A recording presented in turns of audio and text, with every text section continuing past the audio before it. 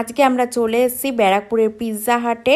আর আজকে আমরা ট্রাই করে নেব একটা নতুন ধরনের পিৎজা।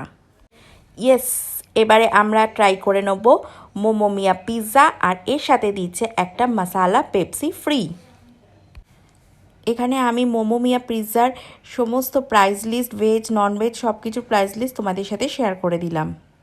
এখন দেবাং ওয়েট করছে কখন পিৎজা আসবে।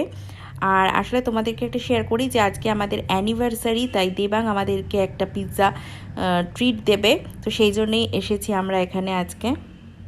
আর বলতে না বলতেই এসে গেছে একদম গরম গরম চিজি পিৎজা। তো এবার তাড়াতাড়ি করে কেটে আমরা সার্ভ করে খেয়ে নেওয়ার পালা।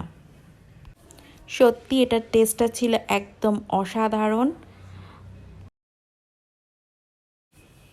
এরপর খাওয়া দাওয়ার পর কয়েকটা ফটো সেশন সেরে নিয়ে বাড়ি পালানোর পালা।